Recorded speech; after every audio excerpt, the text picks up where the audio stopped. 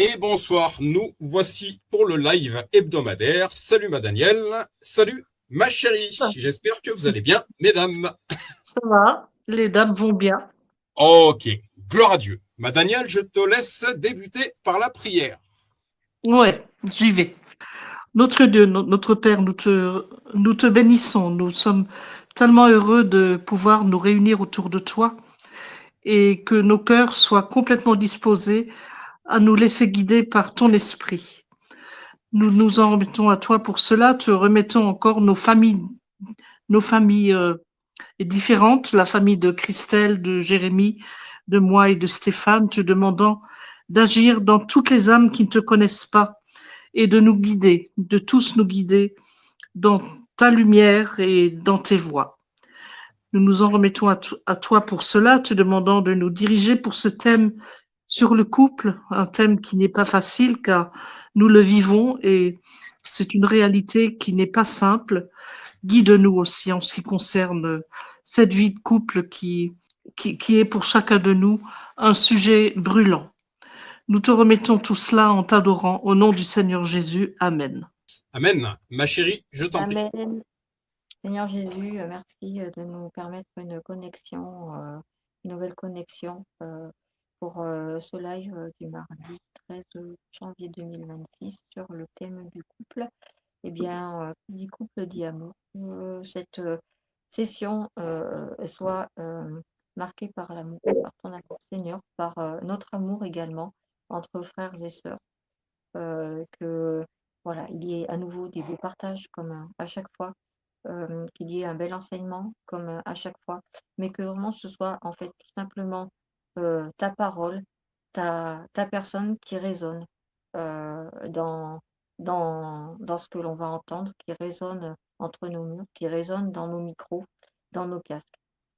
Je te remets cette soirée, je te demande de la bénir, Seigneur Jésus-Christ.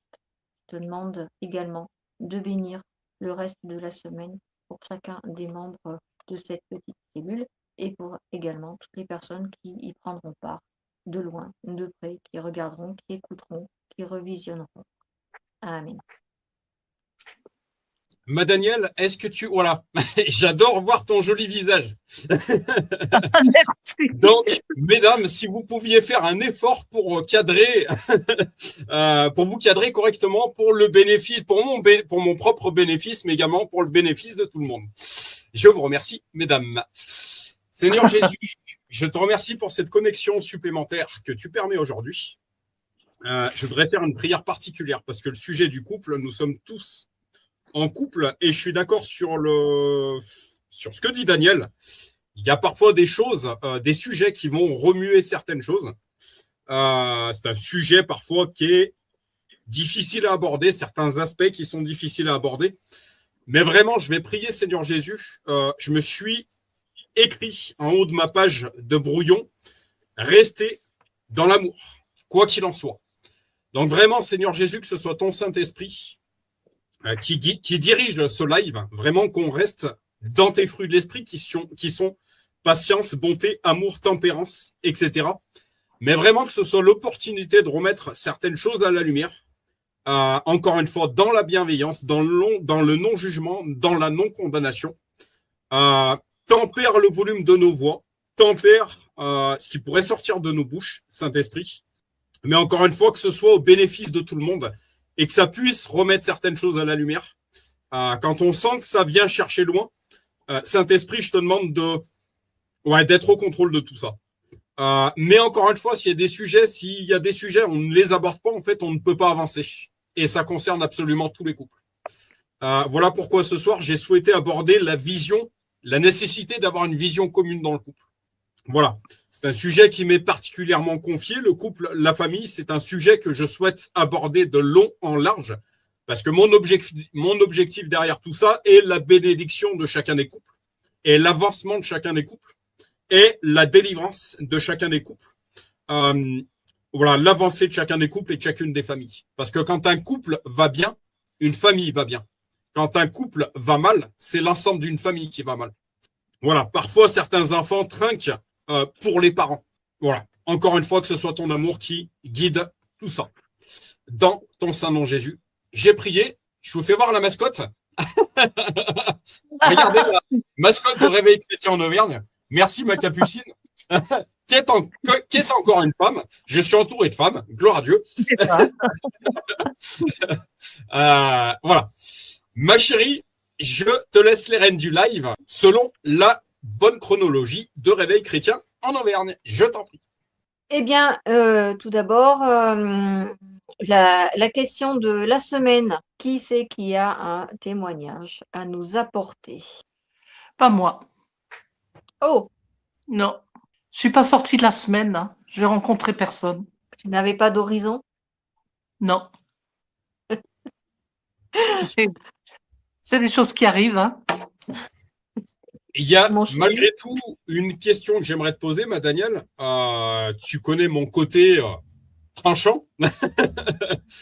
Tu n'expérimentes rien avec notre Seigneur et Sauveur Jésus? En ce moment, je suis dans un vide spirituel sidéral. Hein. Ok. Alors, tu vas m'excuser encore une fois pour mon côté tranchant. Tu me dis, en ce moment, ça fait pas mal de temps, ma Danielle. Ouais, mais là, c'est encore pire que le reste du temps. C'est là où ça me questionne, moi, de mon côté. Ouais. Qu'est-ce qui se passe, ma Danielle? Je sais pas. On ne fréquente plus d'église. On est en bise-bise avec les églises. Ça me perturbe très, très profondément. Ça fait des problèmes aussi avec Stéphane, hein, qui lui a une autre façon d'aborder les choses, qui n'est pas la même que la mienne. Et en ce moment, je suis très malheureuse. Donc, véritable cas concret, tu entends, ma chérie, une vision qui n'est absolument pas la même. Donc, comme j'aime dire, 10 visions, 2 visions, 10 visions. Ouais, exactement. Ouais. Ok. Un verset que j'aimerais malgré tout apporter, c'est ne lui balance pas, enfin que celui qui n'a jamais péché lui balance la première pierre, et de ne pas être ni dans le jugement, ni dans la condamnation, ma Danielle, mais de vraiment être constructif, de rester constructif malgré ce qui se passe. Ouais. Je suis d'accord. Encore une fois, comment ça se fait que vous ne fréquentez plus d'église? C'est un sujet qu'on a abordé, le sujet de l'église. Tu m'excuseras de m'en franc-parler, je pense que ma Danielle, tu t'éparpilles pas mal. Pour moi, tu as fait pas mal de mélanges. Tu t'es pas mal éparpillé. Tu t'es dispersé. Et aujourd'hui, tu sais plus où tu habites, en quelque sorte. Est-ce le cas? Pas tout à fait, non. Non, pas tout à fait, parce que, comment expliquer? Je reste quand même centrée sur le Seigneur, hein, ça, c'est indubitable. Au niveau des églises, on est un petit peu en bis-bis, hein, au niveau relationnel. C'est-à-dire qu'il y a un désintérêt total des frères et sœurs par rapport à nous. Il y a personne qui nous demande des nouvelles, hein, personne. Et ça nous chagrine beaucoup. Il faudrait que j'insiste auprès de Stéphane pour qu'on retourne à un culte. On a des soucis de santé, ce qui fait qu'on ne sort pas. On se préserve par rapport à tout ce qui est virus autour de nous. Ça nous a pas empêché de tomber malade, hein, quand même. Hein. On était drôlement malade la semaine dernière. Notre fille avec, hein, toute la famille. Et on est dans une faiblesse physique aussi. Hein. On est dans une grosse faiblesse physique qui fait qu'on se sent épuisé. On voit que la peur est mauvaise conseillère, encore une fois. Et la chose que je voudrais te ramener, ma Danielle, la nécessité d'honorer le culte. Parce qu'on se rend bien compte, encore une fois, comme j'aime le dire, qu'une brebis qui est seule, et je le prêche également pour Chris. Je vais prendre cette casquette-là pour cette discussion. Encore une fois, une chose que j'aime bien dire à Chris, à ma mimine, la nécessité de rester en connexion avec une véritable église locale. Encore une fois, qu'est-ce que veut l'adversaire? Qu'on quitte la main de Dieu, avec les conséquences. Le vide cérébral dont tu nous fais part. Voilà l'état dans lequel tu te trouves, ma Danielle, en quelque sorte. Mon Esther, ma mimine, est-ce que tu constates l'état de notre Danielle? Par le simple fait, quand tu me dis, ma Danielle, il faut que je dise à Stéphane de retourner à un culte, en fait, ce culte, la parole nous le dit, ce culte hebdomadaire, ce jour consacré au Seigneur devrait être quelque chose de normal. Voilà. Quand ça l'est plus, eh bien, malheureusement, on en constate, de par ton témoignage, ma Danielle, les conséquences. Voilà. une chose que j'aime bien dire à ma mimine, cours dans les bras de Jésus. Mais cours dans les bras de Jésus. Encore une fois, d'où vient la puissance? Du Saint-Esprit. Si ce Saint-Esprit, on omet de le nourrir, qu'est-ce qui se passe? Perte de puissance, en fait, simplement. C'est pas plus compliqué. Ouais. Et ensuite, on se sort de l'onction, on se sort de cette couverture spirituelle, on se sort de tout ça. Donc, conséquence, maladie, dépression, perte de puissance, on n'a plus le goût à rien, etc., etc. En gros, ce que tu nous témoignes ce soir, ma Danielle. Voilà. Moi, ce que j'aimerais te faire, ce n'est que mon humble avis. Depuis qu'on te connaît, ma Danielle, tu nous témoignes de certaines choses, c'est absolument pas un jugement, c'est absolument pas une condamnation. C'est constructif, ma Danielle, et je te le dis encore une fois avec tout mon amour. Quand je t'entends me dire, un coup je vais là-bas, un coup je vais là-bas, puis un autre coup je vais là-bas. Tu peux pas être de partout, ma Danielle. Tu peux pas être de partout. Et on a un Dieu qui déteste le mélange. Parce qu'il y a des conséquences à ça aussi. Voilà ce que j'aimerais te dire. Ce n'est que mon humble avis. Tu en fais ce que tu veux. Mais voilà ce que je te dirais de mon côté. La priorité, encore une fois, quotidienne. Pas une fois par semaine. La priorité quotidienne, comme j'aime dire à Mimine, c'est de se brosser les dents spirituellement. C'est-à-dire de manger, de méditer, de ruminer la parole quotidiennement. Je te récite ce verset-là. L'homme, H majuscule, ne vivra pas de pain seulement, mais de toute parole qui sort de la bouche de Dieu. Si spirituellement tu ne te nourris pas, tu vas tomber en carence. Avec toutes les conséquences, encore une fois, qui sont derrière. La priorité, c'est écrit dans la parole, c'est écrit dans l'évangile. C'est un commandement divin, c'est une loi divine. Honorer le culte. Mais ça devrait être, en tant que chrétien, quelque chose où il n'y a aucun compromis. Aucun. Parce qu'encore une fois, si ce n'est pas fait, conséquences qui vont avec.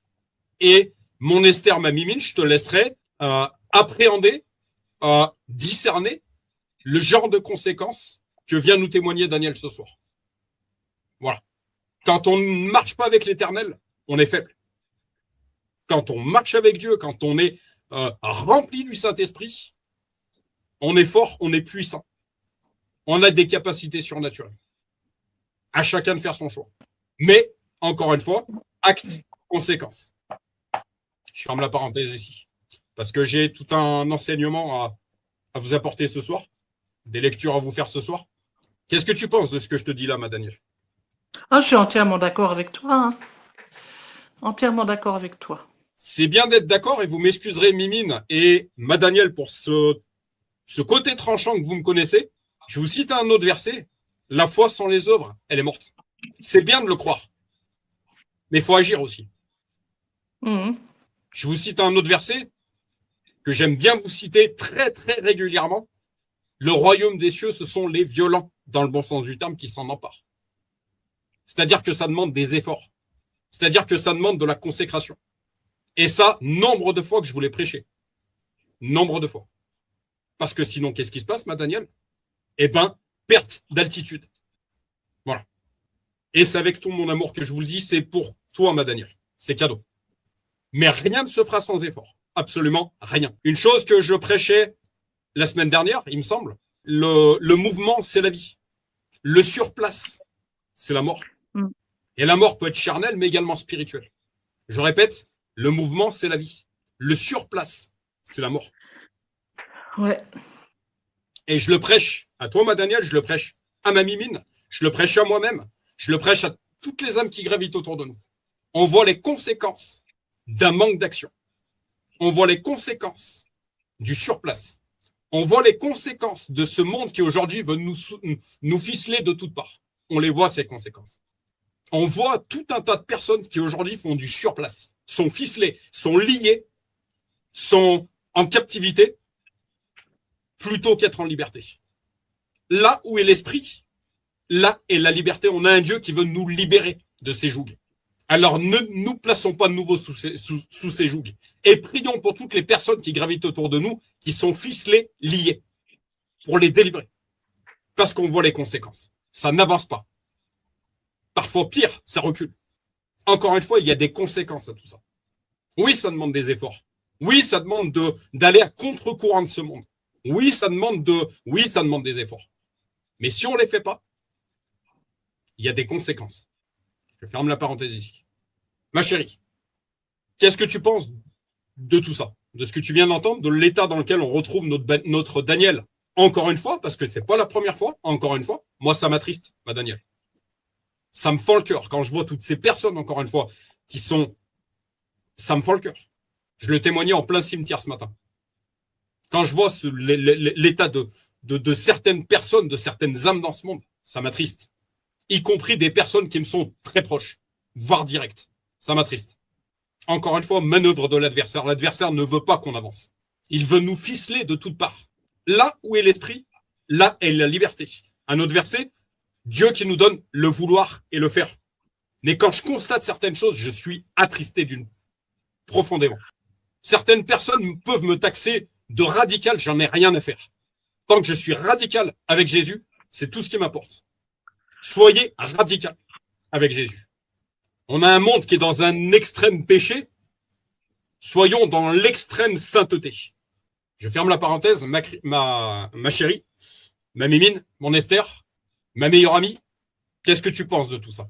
Eh ben, je ressens au-delà de la tristesse de Daniel, ce que je ressens, c'est plus un sentiment de recherche, de perdition, voilà, je me suis perdue, je sais pas trop où c'est que je me retrouve, voilà, dans cette lancée en fait d'interrogation, de remise en question, voilà, d'éloignement des bases, d'éloignement de repères. Je pense que Daniel, il faudrait qu'elle si Stéphane n'est pas suivant, limite, peu importe déjà qu'elle pense à elle et à son bien-être et à sa paix, mais déjà qu'elle-même, personnellement, elle se reconcentre, elle se recentralise sur ce qui est important,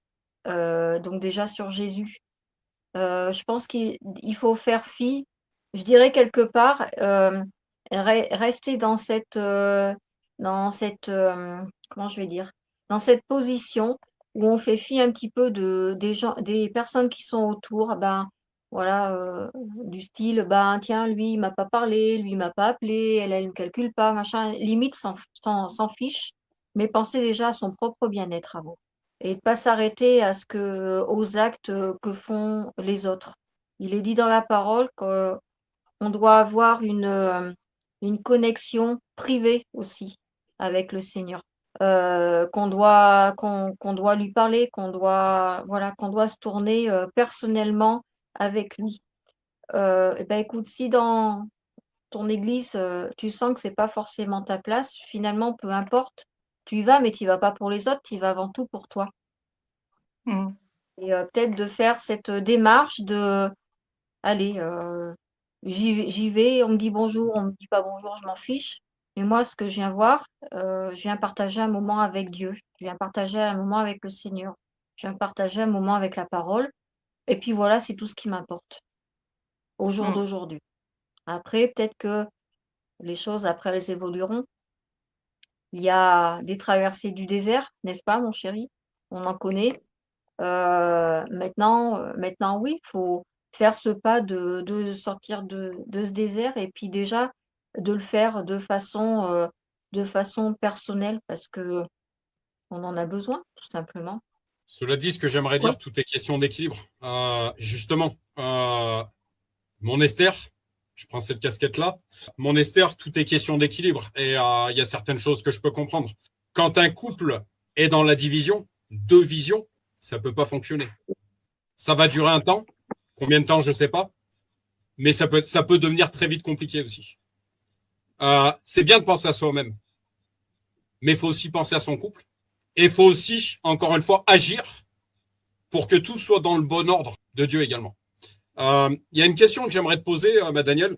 Tu es arrivé, tu dis, pourquoi dis-tu que le sujet du couple est un sujet brûlant pour tout le monde?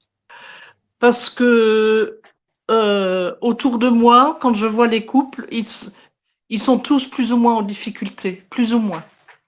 Je suis d'accord. Je suis d'accord. Là où le divorce était exceptionnel, aujourd'hui, malheureusement, il devient la règle. Ouais. Ouais. C'est clair. C'est clair.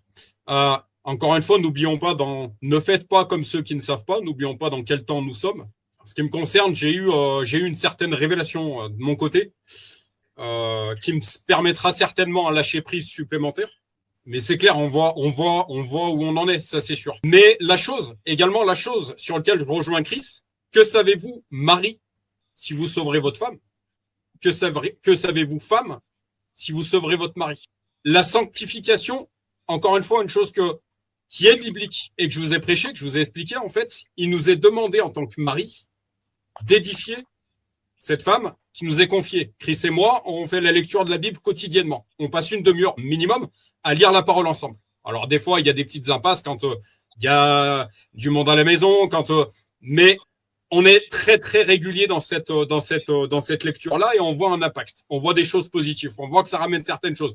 De la paix, certaines choses extrêmement positives. Mais une chose que je dis également à Mimine aujourd'hui, sois également indépendante dans ta recherche de Dieu, dans ton édification personnelle. Parce que le salut, encore une fois, est une question personnelle. Ouais. Lorsqu'on passera devant le jugement, référence et clin d'œil à la vidéo qu'on regardait dont on parlait la semaine dernière, ma Daniel, lorsqu'on passera devant le tribunal de Dieu, on sera seul. Seul, oui. Et chacun devra rendre compte pour lui-même. Oui. Mais on sera seul. Je suis arrivé seul, je repartirai seul. Ouais. Que le nom de l'Éternel soit loué. C'est une question personnelle. Et même si autour de toi, des personnes lâchent la main de l'Éternel, retournent dans le péché, toi, en fait, reste victorieuse, ne lâche pas la main de l'Éternel. Même si tout autour de toi, les gens sont dans le péché, même si tu es rejeté, condamné, Jésus le premier, encore une fois, pour ta foi, ne lâche pas la main de Dieu. Ne lâche pas.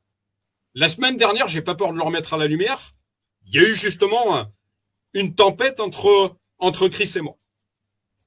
Elle m'a dit, ce dimanche matin, je viendrai pas à l'église avec toi. Eh ben, c'est pas grave, j'y suis allé quand même, Daniel. Ah oui. J'y suis allé quand même. Et j'ai pas peur de le remettre à la lumière. Et Chris entend. Ok, tu veux pas venir, c'est pas grave. Moi, je vais honorer. Moi, j'y cours à l'église. Je dirais même que j'y courrais encore plus, quand ça se coud dans mon couple et quand ça se coud dans ma famille. Ah ouais. Parce que Dieu, lui, il a rien demandé, en fait. Ce qui se passe dans ton couple, c'est pas sa volonté à lui, en fait. C'est pas pour autant que tu dois pas aller honorer ton culte. Je vous reprêche encore une fois la nécessité de cette famille spirituelle. L'église, c'est une famille spirituelle. Je te parle d'une bonne église, ma Danielle. Encore une fois, une église là où est prêché l'évangile de Dieu. Ouais. Mais c'est une famille. C'est la garnison, en fait. On est plusieurs soldats, on n'est pas tout seul. Je dirais qu'à l'église, non seulement on doit y aller quand tout va bien, mais encore plus quand tout va mal. Ne pas rester tout seul. Encore une fois, faire attention à qui on se confie, parce qu'également dans une église, il y a des vrais prophètes, mais il y a aussi de faux prophètes. Discernement, ne pas se précipiter auprès de la personne avec qui on va parler, avec qui on va confier certaines choses. En ce qui me concerne, j'ai 2-3 personnes aujourd'hui avec qui je parle véritablement, mais ne pas rester tout seul. Parce que c'est un piège. Ouais. C'est un piège. Par rapport aux différentes histoires dont tu nous as relatées, ma Danielle, également faire attention. Une femme, soyez prudente si vous vous confiez avec un homme. Un homme, être prudent quand on se confie à une femme, qui est cet esprit qui habite cette personne. Au moins, il n'y a pas de sous-entendu, il n'y a pas d'ambiguïté. Chris en parlait un certain live. Je suis sûr qu'il n'y aura pas d'intérêt et de piège de l'adversaire derrière tout ça. J'aime pas les hommes, j'aime ma femme. Donc, il n'y a pas de risque. Ouais. Et voilà. Et c'est des gens qui sont véritablement enracinés avec le Seigneur, qui ont plusieurs années de ministère. C'est pas des gamins, en fait. Que Dieu me préserve de tout jugement et de toute condamnation. Mais ceux dont je parle, ceux avec qui je parle, ça fait pas 15 jours qu'ils sont chrétiens. Ça fait plusieurs années. Ah oui, c'est ça. Voilà. C'est pas des gamins. Un dont je parle particulièrement, tu le connais, Daniel, Jean-Mi? Ah ouais. Bah oui, lui. 40 ans de ministère. qui a Mm. 60, plus de 70 ans. 64, 75, il va avoir 64. 75 Voilà, le 6 février. c'est ça. C'est pas un gamin. Non, Spirituellement non plus, ce n'est pas un bébé spirituel. non. Bien qu'il faut également faire attention, discerner ce que je vais lui dire, ce que je vais pas lui dire. Il y a de Oui, l'ordre, il y a des choses qui sont de l'ordre du privé, il y a des choses, ouais, je vais l'aborder. c'est Euh, ça. et puis, il y Mm. a une certaine confiance. Depuis le temps qu'on se parle tous les deux, il y a une certaine confiance qui s'est installée aussi. Ouais. Une deuxième personne, Emmanuel Villiers, lui pareil, qui sert quand même bien l'Éternel. Et puis, et puis le pasteur Pierre-Emmanuel Jean, mais qui, voilà, de l'église locale Mission Gospel Centre, mais c'est pareil, c'est pas des gosses. Mm. Ils en sont pas encore au lait, ils sont passés à la viande. Oui, c'est ça. Ils sont matures. Voilà, c'est ça. Voilà ce que je voulais dire par rapport à ça. Mm. Qu'est-ce que tu penses de tout ça, ma Danielle? Ouais, c'est important, hein. C'est important. Moi, j'ai qu'une personne autour de moi à qui je peux me confier. Je peux me confier sans problème, hein. Stéphane le connaît aussi. Mais à part lui, j'ai personne, hein. Enfin, j'ai pas la même confiance, hein. Ma Danielle, ne reste pas entre tes quatre murs. Bouge, bouge. Encore une fois, le mouvement, c'est la vie. Mm. Ouais, ouais. Ne reste pas entre tes quatre murs. Rejoins de véritables personnes, retourne dans une véritable église, mais ne reste pas entre tes quatre murs. Mm. Comme j'aime le dire également dans ce qui se passe dans notre couple et dans notre famille, la vie, elle est dehors. Elle n'est pas enfermée dans Oui, une chambre. oui, c'est vrai. C'est bien de me le répéter. Voilà, voilà. Ma chérie, est-ce que tu as rapidement, parce que je vois qu'il y a déjà 33 minutes qui sont passées, est-ce que tu as une révélation cette semaine? Bah, moi, j'ai été heureuse de retrouver la petite dame aujourd'hui, pour laquelle j'avais parlé beaucoup de Jésus la semaine dernière. Que je suis arrivée, elle était dans un état un peu enfin pas qu'un peu, de tristesse, voire même quasiment de dépression, je dirais. Et je lui avais posé une question, je ne sais pas si je vous l'avais relatée parce que c'est vrai que on avait discuté peut-être sur d'autres choses, je ne sais plus. Et en fait, je lui avais demandé, j'avais posé cette simple question, c'est si elle croyait en Dieu et si elle priait. Et elle m'avait répondu, heu je crois, mais je prie, enfin, j'ai inventé un petit truc, une petite prière, mais voilà, voilà, sans plus. Et donc, en fait, je lui avais apporté le fait que il faut lever les yeux au ciel, quelle que soit la condition dans laquelle on se trouve, parce que aussi en haut, enfin, quand on lève les yeux en haut, il y a la lumière. Et, Mm. et je lui avais dit, ben, Jésus vous aime. Et c'est bien que vous priez, bah, continuez de prier parce qu'il aime qu'on lui parle. Voilà. Et on avait discuté un petit moment, comme ça. Et après elle partait à sa sieste parce que, c'est une dame qui fait la sieste toutes les après-midi. Et elle a commencé à monter des marches et puis après, elle en a descendu 2, elle s'est retournée vers moi et elle m'a dit, je l'ai vue avec un super beau sourire, donc rien à voir avec le moment, quand je suis arrivée, en fait. Voilà, rien à voir. Et elle m'a dit: «Ben, c'est promis, je pense et je penserai à ce que vous dites et je vais lui parler et vous savez de qui je parle». Alors je lui ai dit: «Oui, Dieu» et puis elle m'a fait un oui, enfin, elle a hoché de la tête, voilà, comme ça. Et donc très satisfaite parce que quand je suis arrivée cet après-midi, bah, elle était toute joyeuse, voilà. Et elle m'a accueillie avec un grand sourire. Et je lui ai demandé: «Alors aujourd'hui, comment ça va?» Elle m'a dit: «Bah, aujourd'hui, je vais très bien». Et je lui ai demandé comment sa semaine s'était passée et bah, elle m'a dit: «Ben, ça a été cette semaine». Voilà. Donc voilà, ce que je lui ai emmené le mardi, en fait, elle l'a mis en pratique et, euh, et puis voilà, elle est, ça va mieux, voilà. Elle a trouvé du réconfort. Amen. Amen, amen. Amen. Je vais aborder le sujet que j'ai souhaité vous apporter ce soir, puisque c'était à mon tour. Tac, tac, tac. Je voulais parler de l'importance d'avoir une vision commune dans le couple. Parce que comme j'aime le dire actuellement à Mimine, quand il n'y a pas une vision commune, il y a division. Division, deux, donc deux visions. L'importance d'avoir une vision commune dans le couple. Le mari doit s'occuper de sa femme. Une même vision. Avez-vous été déçus? Un mariage chrétien.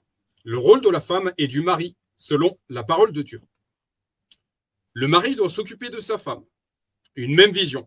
Avez-vous été déçus? Point d'interrogation. Le mari doit s'occuper de sa femme.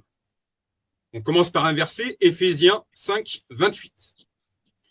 C'est ainsi que les maris doivent aimer leur femme comme leur propre corps. Celui qui aime sa femme s'aime lui-même. Mais comme je disais à Chris, on a lu ces textes avant-hier soir, ma chérie. Comme je disais à Chris, on peut également tourner ce verset dans le deuxième sens. C'est ainsi que les femmes doivent aimer leur mari comme leur propre corps. Celui qui aime son mari celle qui aime son mari s'aime elle-même. Je voudrais mettre en corrélation ce verset biblique, unis dans un seul et même esprit. Quand on comprend que deux véritables enfants de Dieu, nés de nouveau, donc habités par le Saint-Esprit, sont habités par le même esprit, en fait, si ce véritable chrétien fait du mal à cette personne, ce qu'il ne se rend pas compte, c'est qu'il se fait du mal à lui-même. Inversement, quand une véritable chrétienne voudrait faire du mal à un chrétien, elle se fait du mal à elle-même, en fait. Il y en a qui appellent actes et conséquences, encore une fois, il y en a qui appellent ça le boomerang. J'irai pas dans des désignations New Age, je ne vais pas dans ce penchant-là, mais ce qu'on ne se rend pas compte, c'est que quand on fait du mal à quelqu'un, on se fait du mal à soi-même. Attention à chacun de nos actes. J'imagine que vous vous rasez chaque jour, ou au moins. Vous vous lavez chaque jour, ou au moins. Vous vous lavez les dents chaque jour. J'espère pour votre femme, ou au moins. Vous allez aux toilettes chaque jour, ou au moins. Vous mangez chaque jour. Je sais que certains s'épilent et regardent leurs muscles dans le miroir chaque jour. Mais chut. Si vous avez répondu à au moins une de ces questions, j'espère, sinon vous êtes probablement un extraterrestre, cela veut dire que chaque jour, vous prenez soin de votre corps. Chaque jour, votre Seigneur vous demande de prendre soin de votre femme et de votre mari. Chaque jour. Pas une fois de temps en temps. Tous les jours. Ma femme ne s'occupe pas d'elle. Certains maris reprochent à leur femme de ne pas s'habiller comme ils veulent, de ne pas mettre certaines choses qu'ils aimeraient, ou encore de ne pas aller souvent chez le coiffeur, ou de ne pas prendre assez soin d'elle, ou de prendre trop de poids. Mais ça peut également être à l'inverse. Certaines femmes passent leur temps à condamner leur mari. Tu dois sortir du cash. Commence à lui acheter des habits. Arrête de grogner quand elle te propose de faire des magasins. Prends un rendez-vous pour elle chez le coiffeur. Achète-lui un abonnement dans une salle de sport. Ça, comme je disais à Mimine, j'éviterai de le faire en ce qui me concerne. Commence à faire les courses et à faire à manger équilibré. Car en prenant soin de son corps, tu prends soin de ton corps. Encore une fois, je répète cette phrase. En prenant soin de son corps, tu prends soin de ton corps. Quand tu prends soin de la moitié avec qui tu vis, tu prends soin de toi-même. Si tu embellis ta femme, eh ben c'est toi qui vas le récolter. Si tu embellis ton mari, c'est toi qui vas le récolter. Forcément. Si tu oublies d'embellir ton mari, c'est toi qui vas récolter le côté négatif. Si tu oublies d'embellir ta femme, bah tu vas récolter le négatif. Ne reproche pas à l'autre ce que tu pourrais arranger par toi-même. Si ta femme ne s'occupe pas d'elle, alors occupe-toi d'elle. Une seule chair, cela doit aussi être une même vision. S'il n'y a pas une même vision, on peut parler d'éducation. On peut parler... Alors, oui, il peut y arriver que sur des points, on va dire, peu importants, il peut y avoir certaines divergences. Mais il y a une manière d'apporter ces divergences. Je le prêche Pour ma Mimine, je le prêche. Pour toi, ma Daniel, je le prêche, y compris par moi. Pour moi. Parce que je ne suis pas parfait. Je répète, je ne suis pas parfait. Que tout le monde entende, le Seigneur Jésus aussi. Et qu'il nous transforme de gloire en gloire. Mais s'il y a deux visions, dans les points cruciaux, il y a division. Il peut aussi y avoir, suite à cette division, destruction. Cette unité doit se manifester également dans les mentalités, façon de penser, et surtout dans la vision. Un couple doit avoir une vision commune. Qu'est-ce qu'on fait ensemble? Quels sont nos objectifs de couple, de famille? Quelles sont tes valeurs? Quelles sont nos valeurs? Où on en est? Où est-ce que tu te vois? Où est-ce que tu nous vois dans 10 ans? Et encore une fois, comme j'aime dire, c'est pas où est-ce que je me vois dans 10 ans. Parce que dans ce cas-là, je parle que de moi-même. Je suis pas en train de parler de mon mariage dans cette façon de parler. C'est plutôt où est-ce que je nous vois dans 10 ans. Là, on parle d'unité. Un couple doit avoir une vision commune. Si l'homme va d'un côté et la femme d'un autre, cela n'est pas possible. Je répète cette phrase que je vais compléter.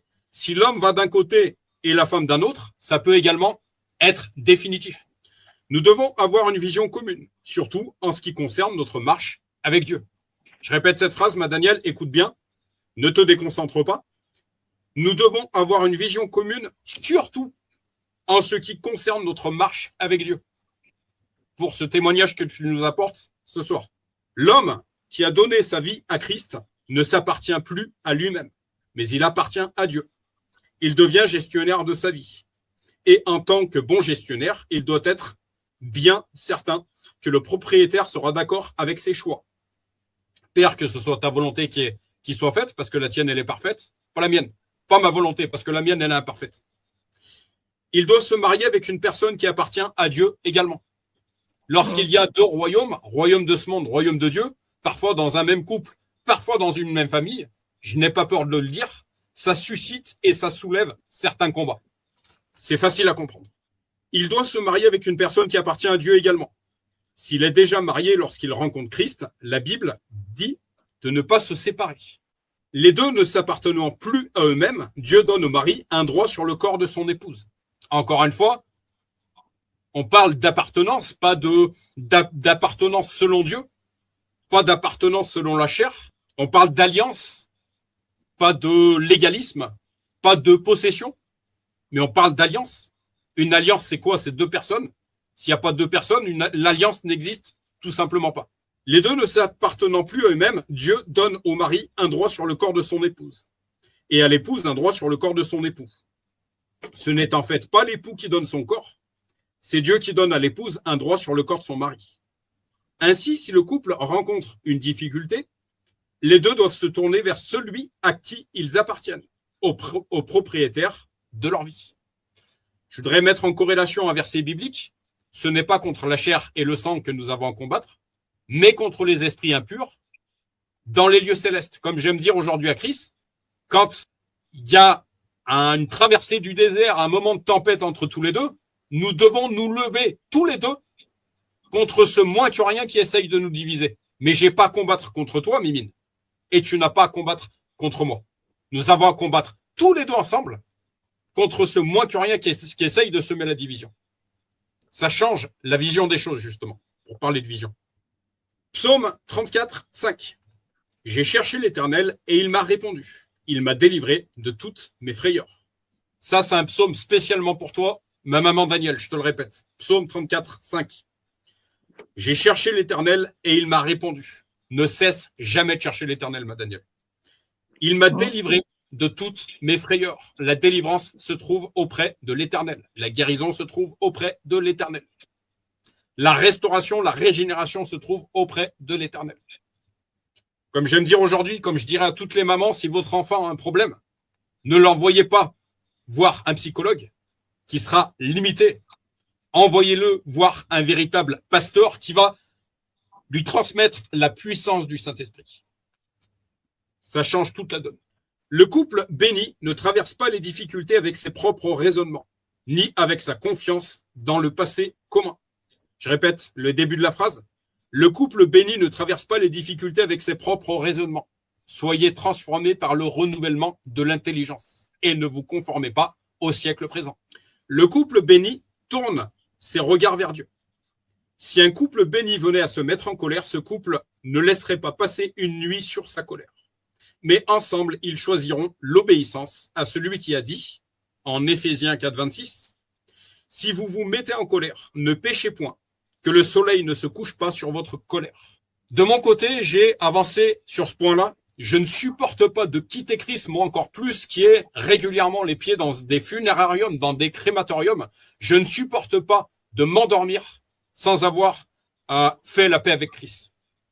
Je ne supporte pas de partir le matin au travail, passer une journée dehors, sans être en paix avec Christ, sans au moins lui avoir demandé pardon, sans au moins lui avoir demandé pardon. Je ne supporte pas ça.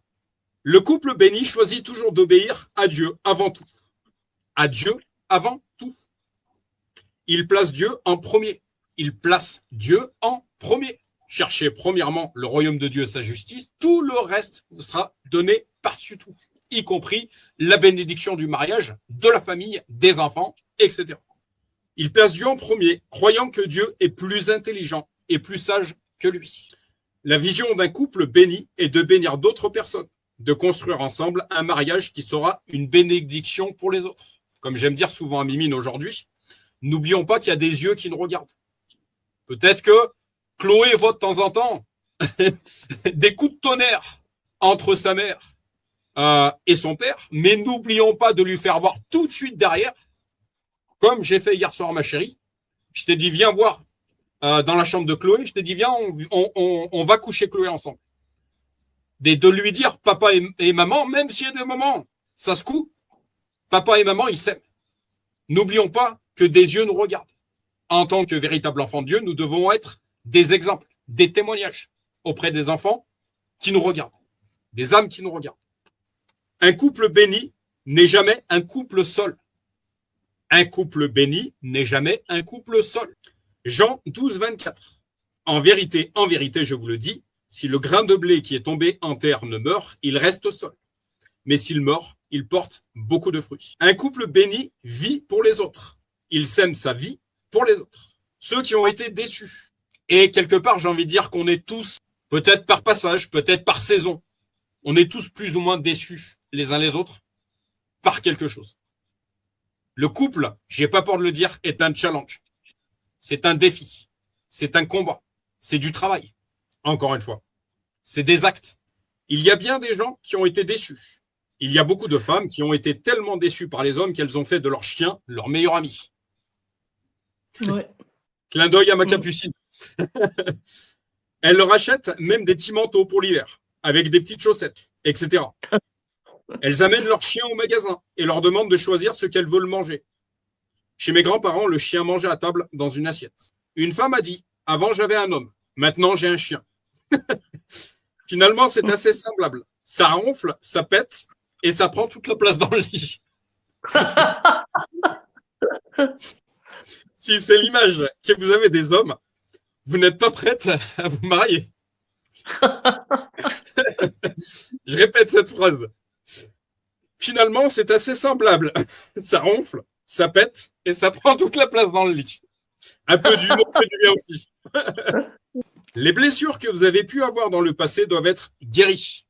Encore une fois, encore plus pour les familles recomposées, encore plus pour les couples recomposés, ça c'est une chose.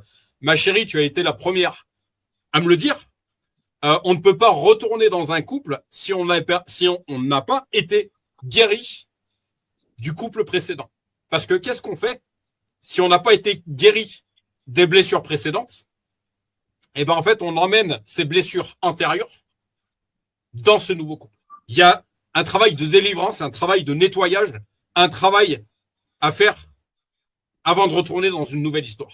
Parce que sinon, on va tout casser. Et j'ai pas peur de le dire, ma Mimine, n'ayons pas peur de remettre les choses à la lumière. En ce qui concerne Chris et moi-même, on s'est rencontrés avant de faire ce nettoyage. Ce qui a suscité certains combats, ce qui a suscité certaines conséquences, ce qui a suscité certaines choses. Pas toujours positif. Mais voilà, il y a eu des défis, il y a encore des défis. J'ai pas peur de le dire. Voilà. Que le Seigneur Jésus nous vienne en aide. Si vous avez été marié et que vous êtes séparé, vous avez besoin de guérison. Beaucoup de gens divorcés restent avec des blessures et Dieu veut vous guérir. Il faut accepter de ne pas regarder en arrière. Tant que tu seras blessé, tu blesseras les autres. Une phrase tellement importante. Tant que tu seras blessé, tu blesseras les autres. Et tu te blesseras toi-même. Ah oui, si tu blesses les autres, ben forcément, tu en récoltes les conséquences. Forcément. Certaines personnes n'ont plus aucune confiance en l'homme. Certains hommes n'ont plus aucune confiance aux femmes non plus. Certaines personnes n'ont plus aucune confiance en l'homme, car elles ont été trompées. Mais il faut rétablir une bonne image de l'homme. Comme j'aime dire tout le monde, il ne faut jamais généraliser. Toutes les femmes ne sont pas, allez, j'ose, toutes les femmes ne sont pas des garces, et tous les hommes ne sont pas des salauds non plus. Beaucoup se sont donnés entièrement leur mari et ont été trahis. Ça existe également dans l'inverse. Beaucoup d'hommes ont donné, beaucoup se sont donnés entièrement à leur femme et ont été trahis. Et c'est une chose terrible. Mais je vais vous dire quelque chose. Il y a un espoir. Dieu veut guérir ton cœur. Cœur, siège de l'esprit, ma Daniel. Je ne parle pas d'une aide psychologique. Je ne parle pas de conseils ou même de sagesse humaine. Je parle de la puissance de Dieu. La puissance de Dieu est capable de te guérir en un seul instant, là où certains psychiatres, psychologues mettront des années. Encore une fois, le psychiatre, le psychologue ont toute leur utilité. Mais, comme je l'ai déjà dit, le jour où les psychologues, les psychiatres renoueront avec la vraie spiritualité, c'est-à-dire notre Seigneur et Sauveur Jésus, ils feront encore plus de miracles. Et ils n'auront pas besoin de Big Pharma. La puissance de Dieu est capable de te guérir en un seul instant et en une seconde. Nous servons un Dieu surnaturel, c'est-à-dire qui va au-delà du naturel. Arrêtons de nous attendre à un Dieu qui répond seulement par des choses humaines. Dieu va guérir des cœurs brisés. Dieu va guérir des cœurs ce matin, ce soir, dans le nom de Jésus. Tu ne peux pas regarder en arrière et construire ton demain. Si vous ne renouvelez pas vos façons de penser, vos mentalités, et par cela, vous montrez que vous ne recevez pas une pleine délivrance. Vous allez vous ouvrir à des oppressions spirituelles qui vous prendront tout. Il ne restera pas une seule goutte d'espoir pour un bon mariage dans le Seigneur. Donc, on a cette vérité que le bon mariage est dans le Seigneur et pas selon ce monde. Aujourd'hui, il me semble qu'il y a des mariages en CDD dans ce monde, en contrat à durée déterminée. Ce monde a perdu la tête. Il y a aussi ceux qui n'ont pas de place pour quelqu'un, mais qui pourtant voudraient quelqu'un. Matthieu 25, 1-10. Alors le royaume des cieux sera semblable à 10 vierges, qui ayant pris leur lampe allèrent à la rencontre de l'époux. 5 d'entre elles étaient folles et 5 sages. Les folles, en prenant leur lampe, ne prirent point d'huile avec elles. Mais les sages prirent avec leur lampe de l'huile dans des vases. Comme l'époux tardait, toutes s'assoupirent et s'endormirent. Au milieu de la nuit, on cria « Voici l'époux, allez à sa rencontre ». Alors toutes ces vierges se réveillèrent et préparèrent leur lampe. Les folles dirent aux sages « Donnez-nous de votre huile, car nos lampes s'éteignent. » Les sages répondirent « Non, il n'y en aurait pas assez pour nous et pour vous. Allez plutôt chez ceux qui en vendent et achetez-en pour vous. » Pendant qu'elles allaient en acheter, l'époux arriva. Celles qui étaient prêtes entrèrent avec lui dans la salle des noces. Et la porte fut fermée. Si vous rencontrez une personne qui est appelée à être votre mari, votre femme, ça c'est pour tous nos jeunes, mais que votre mère prend toute la place, que votre père prend toute la place, ça existe également dans certaines familles, ou que vous vous suffisez à vous-même, oui, on doit penser à notre propre personne, mais pas que. Si notre aspiration est à prendre des décisions seules, alors restons en famille monoparentale, mais ne nous engageons pas dans le mariage. Si nous sommes trop dépendants pour être dans le mariage, alors ne nous plaçons pas dans le mariage. Mais que votre mère prenne toute la place, ou que vous vous suffisez à vous-même, ou que vos enfants, ou que vos enfants prennent toute la place, cette génération d'enfants rois, à qui tout l'aurait dû, ça détruit des couples également. Ça détruit des mariages également. Ou que vos enfants prennent toute la place, vous allez le faire fuir. Vous allez le faire fuir. Ça peut également exister dans le sens inverse. Vous allez la faire fuir. Si, également, je voulais également faire une courte parenthèse sur la hiérarchie dans la famille, dans le couple, selon Dieu. Les enfants n'ont certainement pas à prendre la place des parents. Les parents n'ont certainement pas à prendre la place des enfants. Il y a un ordre. On a un Dieu d'ordre et pas un Dieu de désordre. Chaque chose doit être disposée à sa place, parce que sinon, qu'est-ce qui se passe? Encore une fois, il y a des conséquences à tout ça. Que chaque chose reste à sa place. Sauf qu'aujourd'hui, on est dans une société, on est dans un monde où tout se mélange, en fait. Les enfants se prennent pour les parents se prennent pour les enfants, etc. Attention à ça. Attention. Voilà pour la première partie. De façon courte, en quelques minutes, Daniel, qu'est-ce que tu penses de ce que tu as entendu? Oui, ben tout ça, je l'ai déjà travaillé au début de ma vie chrétienne. Hein. J'ai passé des années à étudier le couple en église aussi. Et on avait vu tout ça. Hein. Ok. C'est effectivement, c'est primordial tout ça. Qu'est-ce qui est primordial? De réaliser que chaque chose a sa place, que c'est le Seigneur qui dirige toutes choses et que nous avons à nous accrocher au Seigneur pour mener notre vie de couple.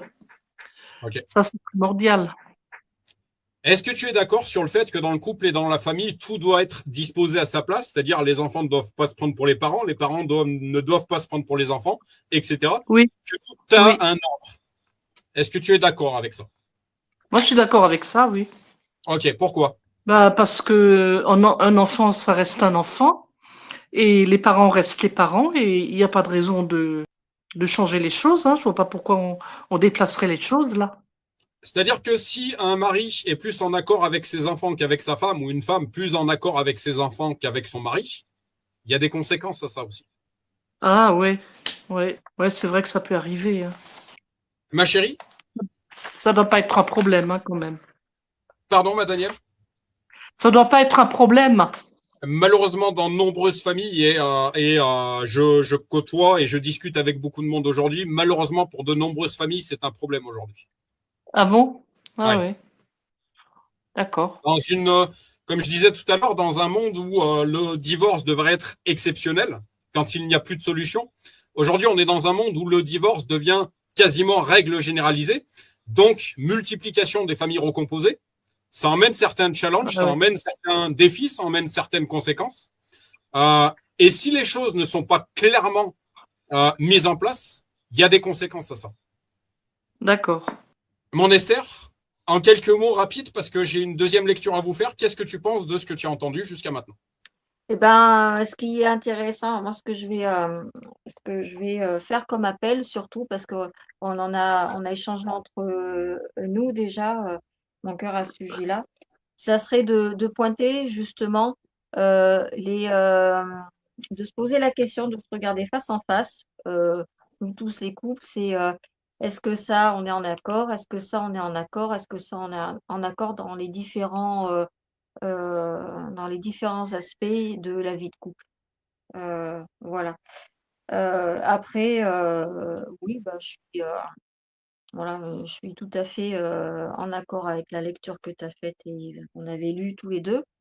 Euh, et puis, euh, et puis moi, d'avoir fait cette lecture avant que tu nous la lises, euh, ça m'a fortifiée et je vais pas dire rassurée parce que je suis pas du tout dans la crainte, mais ça m'a montré qu'en fait, tous les 2 on se place dans cette vision commune.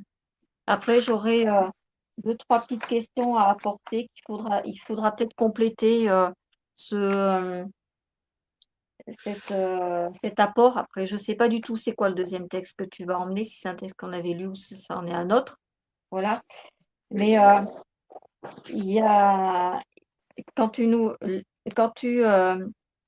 parles donc de la vision, et quand on parle de la vision dans le couple, il serait peut-être bon de se poser aussi ces questions-là. Est-ce que cette vision, est-ce que c'est ma propre vision à chacun, hein, je ne parle pas en mon nom, je parle à chacun. Est-ce que cette vision est en accord avec la parole, avec les enseignements, les commandements de Dieu? Et est-ce que c'est bien Dieu qui m'a donné cette vision? Parce que je pense que le mot, le fait de dire avoir une vision commune, je trouve que c'est un groupe de mots qui peut emmener à, enfin, ça peut nous faire confondre certaines choses. Je m'explique. Je veux pas être brouillon, je m'explique. On parle de vision commune, d'accord. Mais en fait, là, on est en train de parler, notamment, on est sur la parole, on est sur la Bible. Je pense qu'il faudrait repréciser que cette vision commune n'est pas la vision propre à monsieur ou n'est pas la vision propre à madame, mais que c'est avant tout une vision qui est donnée par Dieu. Je prends l'exemple de Moïse, par exemple, qui a eu une vision amenée par Dieu et qui a écouté les commandements de Dieu pour rester dans cette vision et mener à bien le projet que Dieu avait fait pour nous. Avoir une vision commune, dans ces termes-là, ça veut pas, ça n'exprime pas que la vision est donnée par Dieu. Moi, je pense qu'il faudrait recentrer un peu plus Dieu dans le fait de cette vision commune et bien avoir en tête que c'est Dieu qui, d'ailleurs dès la Genèse, donne une vision du couple, la communique à l'homme et à la femme, et les deux vont ensemble dans cette vision. Mais c'est pas eux, je sais pas si vous voyez un peu ce que je veux dire, c'est pas eux, chacun, l'un ou l'autre, qui a une vision et et les deux travaillent dans cette vision-là de l'un ou de l'autre, de plus de l'un ou plus de l'autre. Non, c'est Dieu qui donne une vision de ce que doit être le couple, de comment il doit fonctionner, et comment chacun des deux, avec la place qu'il a à tenir, je parlais de la place tout à l'heure, la place qu'il a à tenir au sein du couple, les deux vont vont avoir cette dynamique d'aller tous les deux dans cette même trajectoire, dans cette même vision. Voilà, je ne sais pas si vous voyez ce que je veux dire. En Voilà, je fait, trouve qu'en fait, on confond un peu. Quand on dit vision commune, on a plus l'impression, en fait, ah oui, lui, il a cette vision-là, elle a cette vision-là, et puis il faut qu'ils s'accordent pour que ce soit une vision en même temps. Mais non, la vision, c'est Dieu qui la donne. C'est pas l'homme ou c'est pas la femme. C'est Dieu qui donne la vision, et c'est à l'homme et à la femme de travailler, d'avoir une dynamique de travail pour rester dans cette vision-là que Dieu a donnée au couple. je suis d'accord avec ce que tu dis, ma chérie. Maintenant, si Dieu te donne la vision et que tu es, en fait, ce qu'il faudrait dire, c'est que le mot vision a plusieurs sens. Vision, voir. Qu'est-ce que te donne quel est l'un des dons que te donne le Saint-Esprit? Le discernement, la révélation, le discernement, la prophétie, etc. Dieu donne à un homme la vision d'habiter à Paris. Dieu donne la vision à la femme d'habiter à Marseille. Tu comprends bien que faire toi commun, ça va être compliqué. C'est justement là où j'intervenais. Être bien sûr que c'est bien Dieu qui donne cette vision-là, parce que en fait, Dieu n'est pas pour l'éclatement des couples. Pourquoi est-ce qu'il donnera à l'un la vision d'aller là-bas et à l'autre la vision d'aller ailleurs? Dieu est pour l'unité des couples.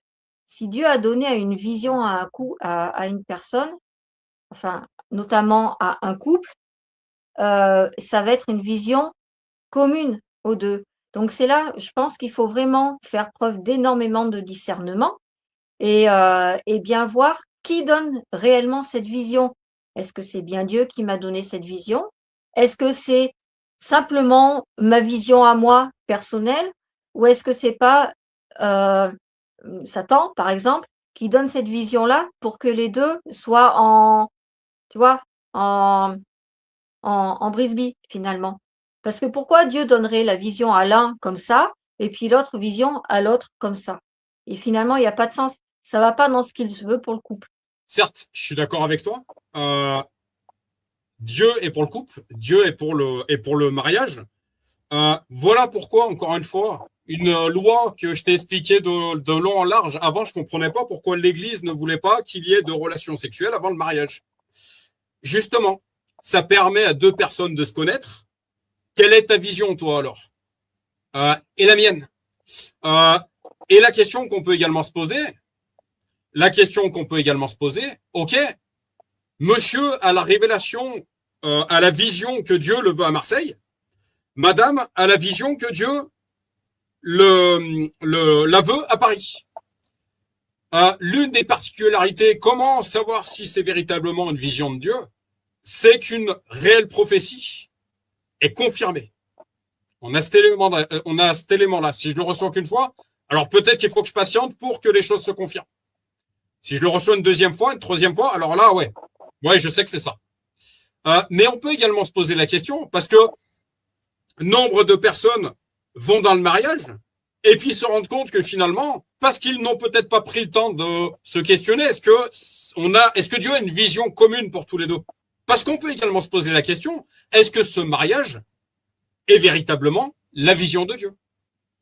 Parce que ça peut être l'inverse. Et il faut avoir le courage de le remettre à la lumière.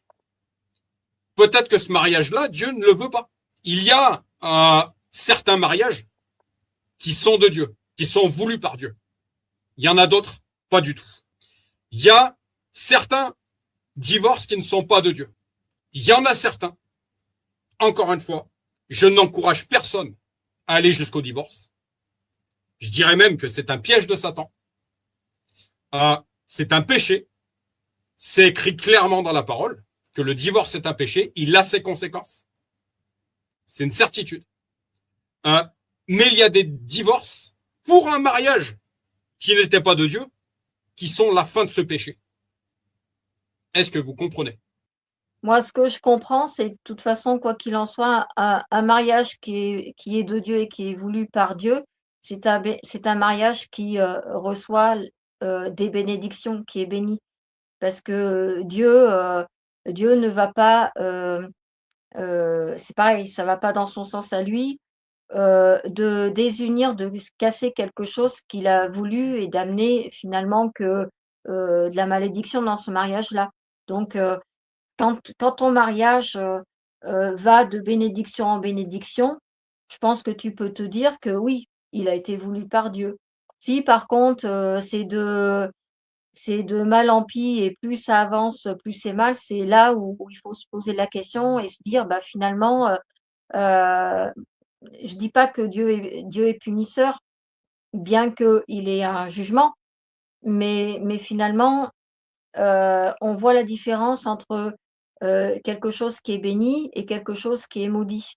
La parole, elle le dit encore, que je bénirai jusqu'à 1000 générations ou je maudirai jusqu'à, 4 générations.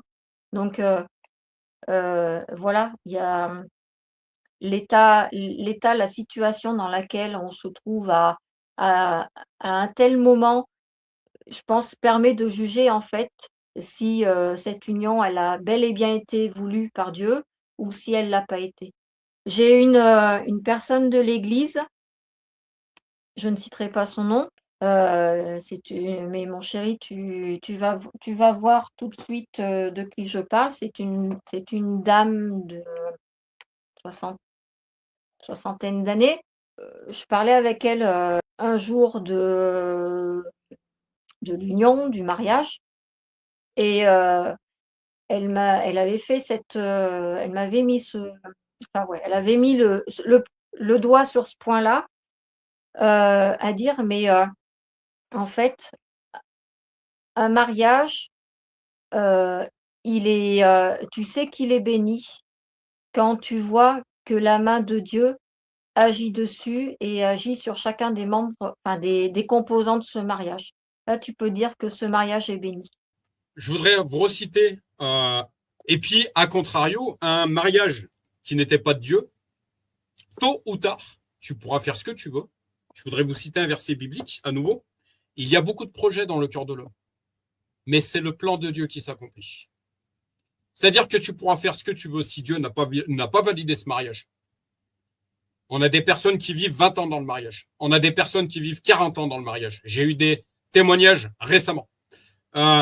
Et puis un jour, stop, on arrête là. Donc, dans certaines conditions, même, encore une fois, je le répète, le divorce n'est absolument pas de Dieu. C'est un piège de l'adversaire. Mais, dans certaines conditions, je veux être prudent dans ce que je vais dire. Il va le valider. Parce que dès le départ, je t'avais montré, pourtant, je t'avais averti, je t'avais montré que ce mariage, je le validais pas. C'était pas le plan. Qu'est-ce qu'il va faire? Encore une fois, je ne vous donnerai pas au-delà de ce que vous êtes capable de supporter. Tu as assez supporté. Tu as assez donné de ta personne. J'y mets un terme. Dieu est notre gardien de porte. À partir du moment qu'on marche avec lui, je vous reciterai un verset que j'ai cité au départ. Là où il y a le Saint-Esprit, il y a la liberté. Le mariage, et que ça nous parle à tous, le mariage, c'est pas un joug. Le mariage, c'est pas une prison. Alors, oui, nous devons vivre selon la sainte liberté, et pas selon la liberté de ce monde, libertinage et compagnie. Mais voilà, cette révélation sur le fait que là où il y a l'esprit, il y a la liberté. Je ne vous donnerai pas au-delà de ce que vous êtes capable de supporter. Et il y a beaucoup de projets dans le cœur de l'homme, mais c'est le plan de Dieu qui s'accomplit. Donc, si ce mariage dès le départ n'était pas de Dieu, tôt ou tard, tu pourras faire ce que tu veux. Il y aura un terme. Maintenant, comme me disait une personne, le principal, si on se rend compte que finalement, encore une fois, je le répète, je n'encourage personne à divorcer. Je ne pousse personne à divorcer. Il y a plein de solutions à avoir. Plein, 1000. Il y a 1000 solutions, encore plus quand on marche avec Dieu. Il y en a 1000. Si malheureusement, les choses font que ça va, comme tu disais, ma chérie, ça va de mal en pis. Ça ne s'arrange pas, ça s'aggrave même. Je pense que le principal, c'est de le faire proprement. C'est de ne pas condamner la personne, c'est de ne pas salir la personne, c'est de le faire proprement, selon Dieu. Les ennemis du couple, le manque de vision. Sur bien des points, le fonctionnement du couple ou de la famille présente des similitudes avec celui d'une entreprise. Une hiérarchie, une répartition des fonctions, une mission, une vision, des valeurs, une culture, une éthique. Des règlements, pour ne citer que cela, sont des éléments qu'une entreprise a en commun avec une famille, selon le code de Dieu. La vérité, c'est que si nous nous donnons la discipline de fonctionner comme une entreprise ayant pour Dieu, pour PDG, même étant célibataire, nous aurons réussi notre vie. J'ai un plan parfait pour votre vie. C'est un exercice que j'invite à faire. Considérons aujourd'hui l'un des aspects directeurs de la vie en entreprise, la vision. Sais-tu que la vision est avant tout un principe de direction spirituelle? La vision est une description d'un état futur et désirable d'une organisation ou de son environnement. Dans le contexte où nous sommes, la vision est une orientation ou une projection spirituelle que donne le Seigneur à une organisation. Église, famille, couple, entreprise, etc. L'importance de la vision. L'un des exemples les plus parlants de la puissance d'une vision est la vie d'Abraham. Premier cas, Genèse 13. Abraham a des soucis de voisinage et doit déménager. Il se tourne vers le Seigneur pour avoir une directive. Le Seigneur veut de grandes choses pour son serviteur et pour que ce soit bien clair. Il le lui montre au verset 14-15, en version Louis II. Lève les yeux et regarde depuis l'endroit où tu es, vers le nord, le sud, l'est et l'ouest. Tout le pays que tu vois, je te le donnerai à toi et à ta descendance pour toujours. Les chapitres suivants nous montrent un Abraham puissant qui renverse des armées. Vois-tu la puissance de la vision? Parce que Abraham a vu une terre qui appartiendra à sa descendance sur plusieurs générations. Il a su aller dans la direction du Seigneur avec force et assurance. La vision donne la direction et suscite l'engagement. Il est bien loin celui qui cherchait juste à éviter les problèmes avec son neveu. Deuxième cas, Genèse 15, 5 à 6, Louis II. Et après l'avoir conduit dehors, il dit « Regarde vers le ciel et compte les étoiles, si tu peux les compter. » Et il lui dit « Telle sera ta postérité. » Abraham eut confiance en l'Éternel, qui le lui imputa justice. Alors même que sa femme et lui-même ne pouvaient plus techniquement procréer, Abraham acquiert l'assurance qu'il sera père d'une grande nation.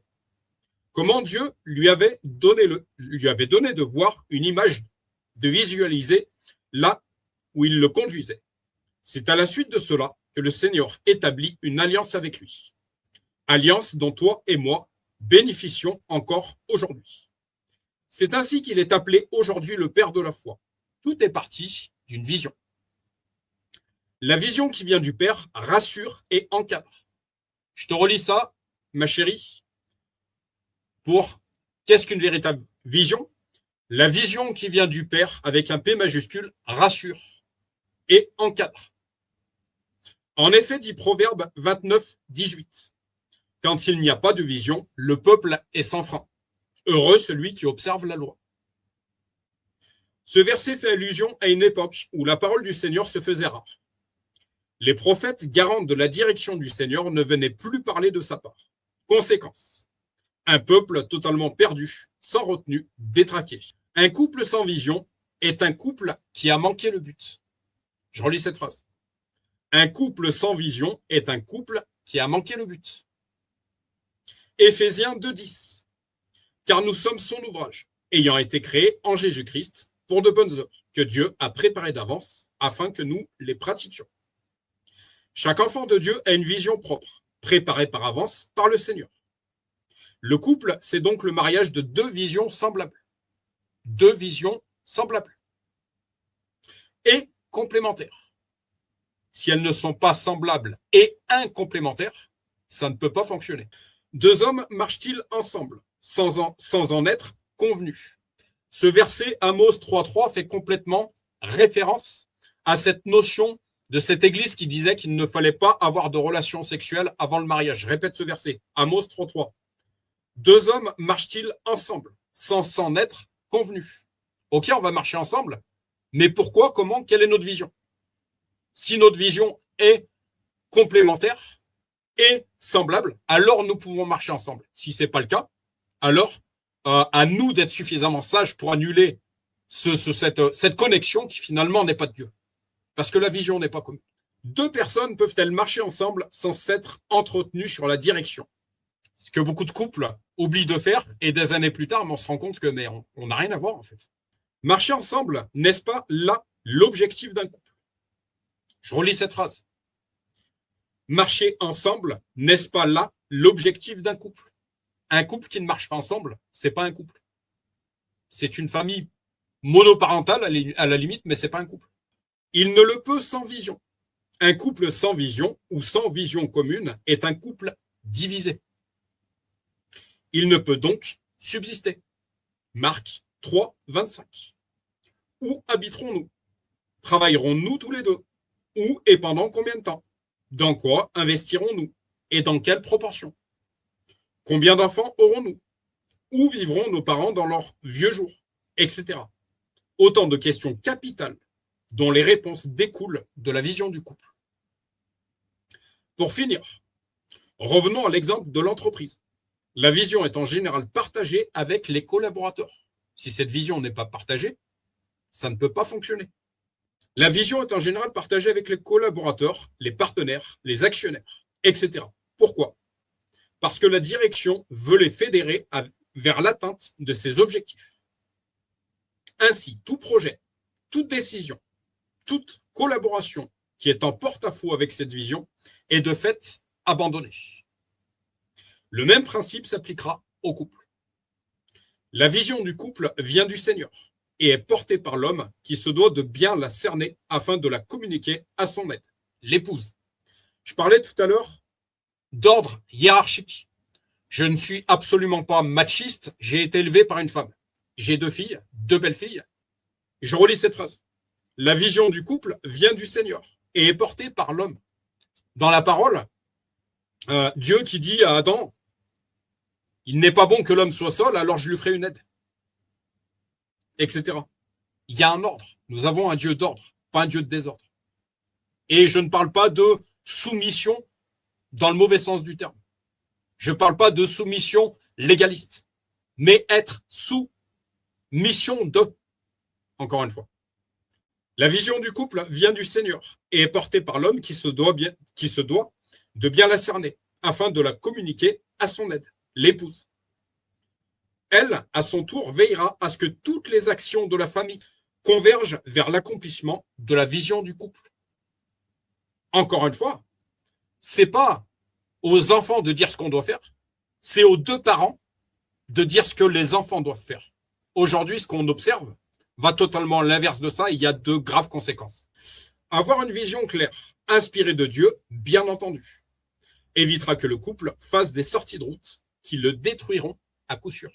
Et n'oublions pas que l'objectif de Satan, c'est de discerner là où il y a des faiblesses et d'appuyer sur ces faiblesses-là. Je vois qu'il y a division, donc espace entre ces 2 visions. Ben, qu'est-ce que je vais faire? Je vais m'immiscer dedans. Voilà pour cette seconde lecture. Pardon. Justement, cette deuxième partie, je trouve qu'elle est beaucoup plus, comment je vais dire, qu'elle est concrètement enseignante à qui écoutera ça, parce que ça permet de mettre l'accent sur les différents points, les différents aspects de la vie de couple. Et ça permet en fait d'entamer une discussion et de se dire, voilà, de s'entretenir tous les 2 pour voir si on va bien dans le même sens. Et je trouve que ça a été super important, la toute première phrase, les toutes premières phrases qui dit que la vision vient de Dieu. Voilà. Je pense que je suis désolée, je reviens un petit peu sur le début, mais pour les personnes qui vont écouter par la suite, s'il vous plaît, n'amalgamez pas une vision que vous avez vous, c'est-à-dire une idée, peut-être quelque chose qui vous passe dans la tête que vous avez vous, à une vision de Dieu, sans être sûr que ce soit une vision de Dieu. La vision, elle est donnée par Dieu, elle n'est pas donnée par l'homme. Dieu, c'est cette image de l'entreprise de cette hiérarchie où chacun a sa place. Dieu, c'est le PDG de notre vie. Voilà. Dieu, c'est lui qui nous montre le chemin et qui veut nous emmener sur ce chemin-là. On se rend compte nombre de fois dans notre vie que quand on prend des chemins détournés, on ne va pas forcément au but que Dieu nous a donné, mais que bien souvent, Dieu nous fait des clins d'œil dans notre vie pour nous remettre sur ce droit chemin, donc dans la trajectoire de cette vision, de ce but. L'histoire d'Abraham, je trouve qu'elle est extrêmement parlante. C'est pas un jour Abraham qui est venu, qui s'est réveillé, qui a dit à tout le peuple: «Bah, ça y est, allez hop, on va tous partir d'Égypte et vous me suivez». Non, c'est Dieu qui a parlé à Abraham et c'est Dieu qui a montré à Abraham les conséquences de cette, qu'il aurait dans sa vie, de cette vision s'il suit Dieu. Donc Dieu, Dieu, Dieu, Dieu, Dieu, à le remettre au centre de la relation. Je dirais me concernant que c'est bien de prendre le temps d'analyser si les visions sont complémentaires et similaires avant que ce couple existe. Alors, je voudrais amener ce cas un petit peu différent où parfois certaines personnes s'engagent dans le mariage avant de connaître Jésus. Sont mariées avant de connaître Jésus. Et puis, chamboulement, Jésus vient au milieu de tout ça, en fait. L'une des 2 personnes est gagnée, parfois les 2. Quand c'est l'une, ça va lever des combats, ça c'est sûr. combat d'esprit, les deux, etc. Et quand le Saint-Esprit va venir, il va communiquer une vision. Il y a également des cas où l'un est gagné, l'autre non, pas forcément. Je connais des cas où les couples qui étaient mariés avant de connaître Jésus, il y a malheureusement eu séparation. La chose sur laquelle je voudrais insister, et j'aimerais que tu mettes sur ce point-là, ma chérie, sur toi, ce que tu comprends dans ce que je dis là. La chose que j'aimerais répéter, parce que je veux être en règle devant Dieu, le divorce est un piège de l'adversaire. C'est un péché. Péché veut dire manquer le but. Le seul péché qui est impardonnable, c'est le blasphème contre le Saint-Esprit. C'est le fait de quitter la main de Dieu. C'est le seul péché qui est impardonnable. C'est le fait de renier Dieu. C'est le fait de blasphémer Dieu. Ça, c'est le seul qui est impardonnable. À ce moment-là, le Saint-Esprit quitte la personne. Le divorce est un péché. Je le répète, c'est un péché. C'est un piège de l'adversaire, mais qui, lui, est pardonnable. Encore faut-il qu'il y ait véritable repentance. Véritable repentance, encore une fois, on a un Dieu qui connaît toutes nos intentions, qui connaît notre cœur, qui connaît chacune de nos pensées. Il sait toutes choses. Et il est souverain sur toutes choses. Mais avoir eu cette révélation me permet de te pardonner, toi, ma chérie, qui a eu une première union avant la nôtre, me permet de lâcher un certain légalisme qui n'a peut-être certainement pas lieu d'être, me permet d'avoir une acceptation et un lâcher-prise supplémentaire, tout en répétant que le divorce est un péché, est un piège de l'adversaire. Qu'est-ce que tu comprends dans ce que je dis là, ma chérie, précisément, et comment tu l'amènerais de ta manière? Active bien ton micro. Oui, j'active, mais je remets en ordre dans ma tête ce que tu as dit. Je pense que je vais revenir à ce qu'on disait tout à l'heure. C'est que le but de Dieu, c'est pas que quand on, on forme un couple, il y ait séparation. Il est contre la séparation de ce qui l'unit. Mais si vraiment il y a une union qu'il n'a pas souhaitée, euh, comment je vais dire, c'est pareil, c'est pas évident de le dire sans être maladroit. Il va pas forcément mettre un frein à la séparation.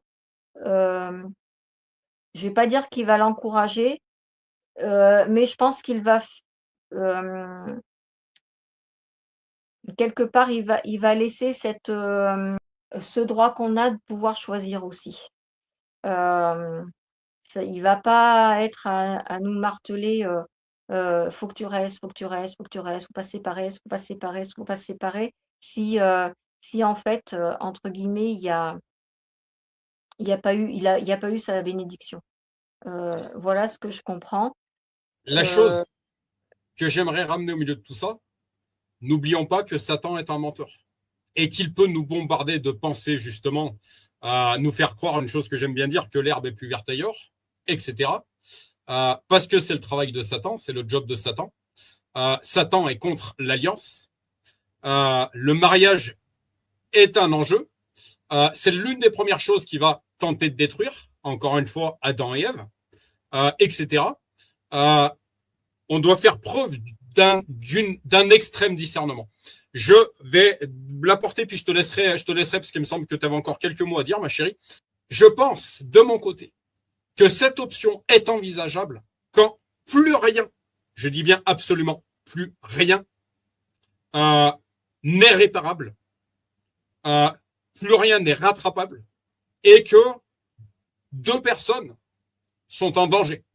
Quand il y a des problèmes de violence, quand il y a des problèmes de manipulation, quand il y a des problèmes quand il y a agissement de l'adversaire, et pas Dieu au milieu de tout ça.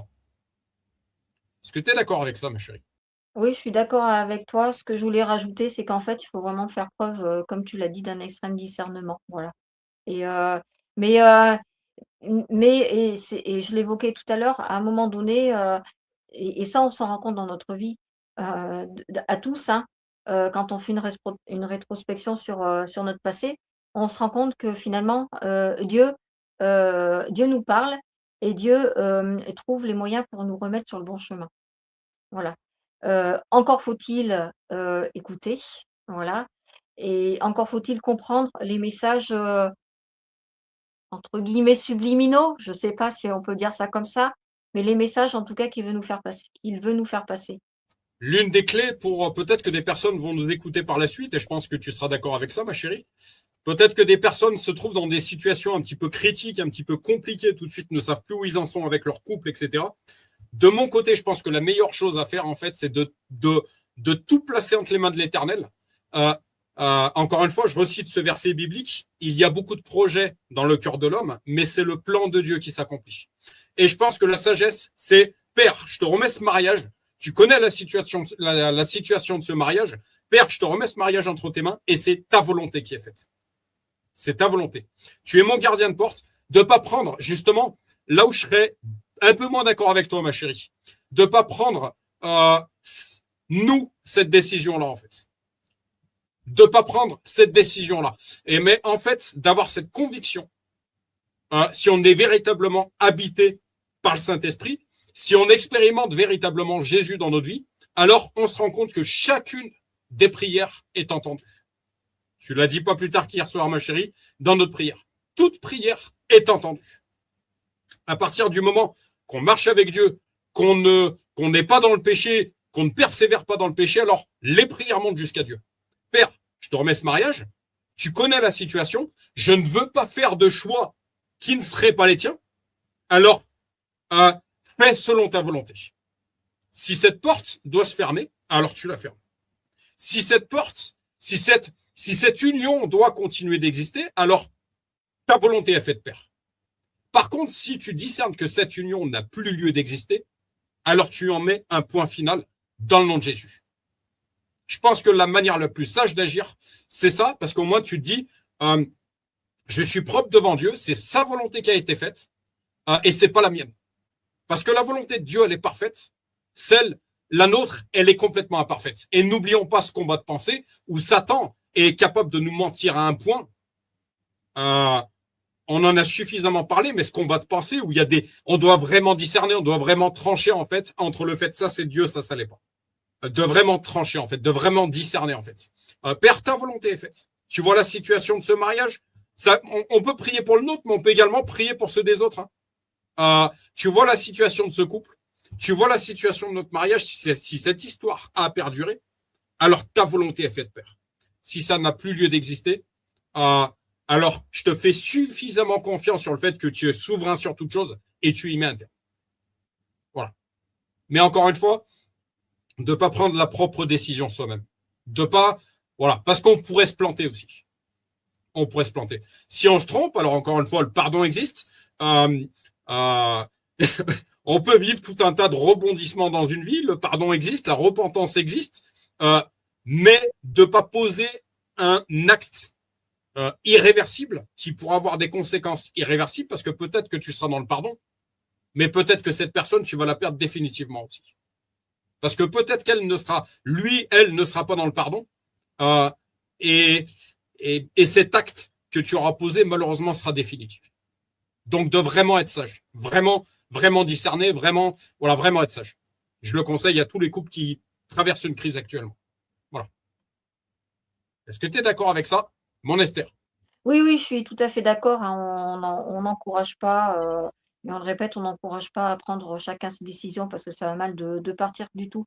Encore une fois, Dieu est souverain dans nos vies et Dieu nous parle, voilà. Faisons preuve de discernement, faisons preuve également de patience aussi. Parce que je pense que malheureusement, il y a un énorme manque de patience et de tolérance aussi les uns vis-à-vis des autres. Heu N'oublions pas que nous-mêmes, nous ne sommes pas parfaits, nous-mêmes, nous ne sommes pas, voilà, enfin, tout le monde peut commettre des erreurs, tout le monde peut, voilà, donc ouais, qu'on soit patient les uns vis-à-vis des autres, qu'on soit tolérant, qu'on soit compréhensif. qu'on soit dans la discussion. Après ce qui est vraiment, bon là, on va aborder d'autres sujets, mais après c'est vrai le sujet du couple, c'est tellement, vaste, qu'il y a beaucoup de choses à dire. Mais en fait, je pense qu'il faut, simplement, voilà, rester dans la communication bienveillante et puis les choses, elles se font. Heu, Je voilà, dirais faut même, quoi? Je dirais dans la même douceur. rester, pardon mon cœur, Je dis: «Il faut rester dans la douceur et dans l'amour malgré tout». quoi qu'il arrive. Oui. Je rajouterais quoi qu'il arrive. Mmh. C'est ça la sagesse. Ok, il y a, voilà, ok, il se passe ça, mais de vraiment être sage, de pas salir la personne, voilà, de pas salir cette union. En fait. Ma Daniel, je te laisse prier, je t'en prie. Notre Dieu, nous te remercions de ces instants que nous avons passés ensemble autour de toi. Et nous voyons encore que c'est ton esprit qui doit diriger toutes choses concernant les couples et les familles, que nous sachions discerner, que nous exercions ce discernement comme tu le demandes, clairement et avec patience. Nous te remettons toutes les situations concernant les couples, te demandant de soutenir ceux qui sont en difficulté et de leur montrer la voie. Nous pouvons compter sur toi pour tout cela en t'adorant. Au nom du Seigneur Jésus. Amen. Amen. Ma chérie, je t'en prie. Amen. Je veux juste lire une petite pensée concernant la vision. Rapidement, il reste Ça 12 sera minutes. ça fera ça fera office de prière, tout simplement. Heu, donc je m'adresse à toi, Dieu notre Père, mais je m'adresse également à toutes les personnes qui écouteront, tous les couples qui écouteront ou en devenir d'être couple. Seigneur, Dieu, tu nous fais comprendre que le couple chrétien doit fonctionner comme une unité, où l'amour, le respect et la foi mutuelle permettent d'accomplir une mission commune. Et notre mission commune à tous, et je dirais même quand on n'est pas en couple, c'est de refléter ton amour, Seigneur. Cet amour de Dieu qui doit être présent tout le temps dans notre vie quotidienne. Le couple chrétien n'est pas une simple relation amoureuse, mais une marche avec toi, Seigneur, parce que c'est toi notre guide et c'est toi qui dois être au centre de notre relation. Donc Seigneur, je te prie et je prie très fort pour que, tout couple te remette au centre de leur relation, que toute personne te remette, hem, à la tête, de sa vie parce que, tu es le chemin, tu es la vie, ta parole nous le dit, mais parce que en toi, heu, il y a rien d'impossible. En toi, on est vainqueur, on est même plus que vainqueur et en toi, et grâce à toi, toutes les épreuves qu'on peut avoir dans la vie finalement, heu, sont mises à plat, sont piétinées, parce que tu nous veux voilà, c'est ça, tu nous veux vainqueurs. Tu veux notre salut, tu veux, voilà, ouais, c'est ça, notre salut. Tu, tu fais en sorte que, heu, on soit bien, tu veux notre bonheur donc heu, vraiment que chacun, te remette au centre de toutes les relations finalement et heu et non seulement il y a la victoire, mais il y a également, une multitude de champs possibles, heu, dans tous les aspects de nos vies. Voilà, donc je te remercie, Seigneur pour heu, ce live, et ces paroles concernant, la vision, qui sera certainement, à développer parce que voilà, je me suis permise de faire cette petite phrase, où je dis que, ben, la vision, que tu nous donnes en fait, c'est de te refléter dans notre vie de tous les jours et ben, voilà, il faudrait peut-être développer, ça un peu plus précisément. En tout cas, je te remets, pour terminer, pour conclure, toutes les personnes qui sont présentes, nos vies à chacun, tous les aspects de notre vie, en te demandant de continuer de nous accompagner sur ton chemin, Seigneur, de nous tendre la main et de nous mener à bon port. Amen. Amen. Ben, Seigneur Jésus, merci pour cette connexion supplémentaire que tu as permis. Ouais, ben, complètement, je prie pour tous les couples qui pourraient actuellement rencontrer des difficultés. Encore une fois, il y a une chose que j'aimerais répéter. Le divorce est un péché qui veut dire sortie du but. Donc, le divorce n'est pas absolument pas le but de Dieu. Voilà, c'est absolument pas le but de Dieu. Ça veut dire manquer le but. Que tout le monde l'entende. Dans un monde où aujourd'hui, le divorce devient presque généralité. J'entendais même que avant, on fêtait le mariage. Il y avait des fêtes pour le mariage. On fêtait le mariage. Aujourd'hui, j'ai eu bruit que même des gens se mettent à célébrer leur divorce. Est-ce qu'ils se rendent compte de ce qu'ils font? Père pardonne-leur, ils ne savent pas ce qu'ils font. Voilà.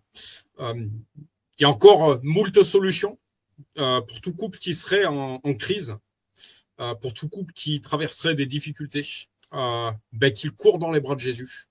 J'ai eu nombre de témoignages également de couples qui ont été complètement restaurés, renouvelés, régénérés, restaurés. Pourtant, avec des choses, clin d'œil à notre Manu, on peut en parler puisqu'il a témoigné ici, qui après 19 ans d'adultère, voit aujourd'hui un couple complètement restauré. Je voudrais saluer par cette prière le pardon ultime, puissant, dont a fait preuve sa femme. Voilà, comme quoi le Saint-Esprit, encore une fois, nous donne des capacités surnaturelles. La repentance également, et le témoignage au bénéfice de tous que devient également Manu aujourd'hui. Je voudrais mettre en garde également les dangers de la pornographie. Je disais bien, on en discutait hier soir, ma chérie, sur le fait que tout démarre par les pensées, en fait. Si je commence à inscrire le mot divorce dans mes pensées, alors je peux être sûr que je vais le voir s'accomplir.